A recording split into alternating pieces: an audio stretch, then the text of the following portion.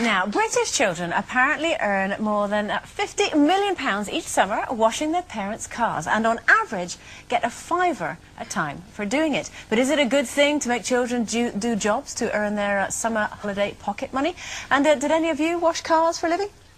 No, because where I lived, nobody had a car because it was... Well, they didn't.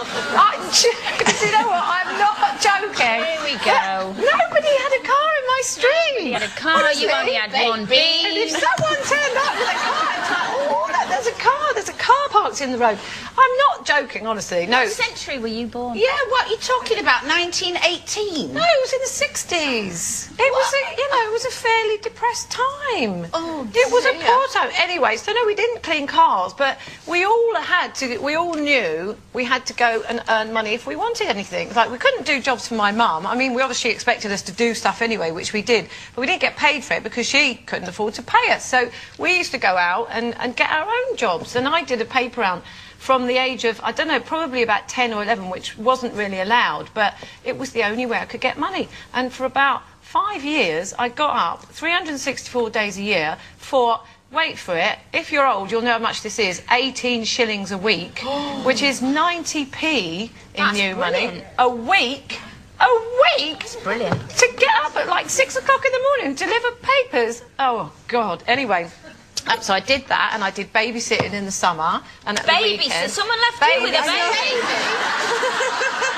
Now that is not right. But do you think it's a good idea, though, for kids to try and earn some sort of pocket money during the summer? Well, I do think that it's important for kids to learn the value of money. You know, I have a lot of friends who just give their kids whatever they want, and I think that is quite damaging in a sense, because you grow up thinking that you can have everything that you want and you don't have to do anything to earn it. And it's like, you know, the world owes me a living. I don't want to do that. I'll just get money off my parents. I think that it does happen though. I'm not saying everybody does it, but some of the parents and most of the people who do it are often, you know, absent parents who feel a bit guilty, who give their kids whatever they want because they're not there. And I think that's wrong. But I think it's really, really important for children to learn the value of money. I agree with you. I think it is really important to learn the value of money, but I think there's a fine line about paying them to do things around the house, because I think they should do it around the house anyway. I think that should be their chores anyway.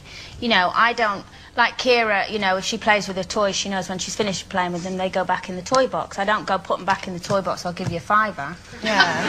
I'll come round here. I do it myself for £5. That's bribery. But, you know, but teenagers especially, I think, are the worst for that. You know, I've got friends who said to their daughter, you know, we'll give you... their house was a mess and they had to go out, and they said, we'll pay you a tenner if you clean the house for us when they get... And when they came back the house, they said from top to bottom was like she'd spring cleaned it. They were so thrilled.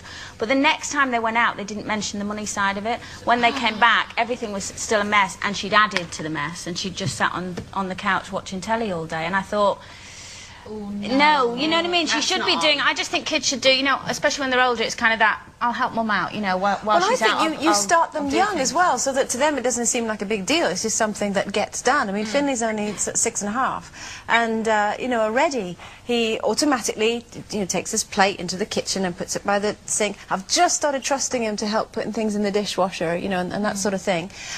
He has to make his bed in the morning. Granted, it's not very good, you know, but it doesn't matter. He knows that that's his thing that he has to do, and it's become just part of his little routine. And I want, in a way, he's only 6, but I'm training him for when he leaves, because I want him to, at 7, he'll be up the chimneys by 8.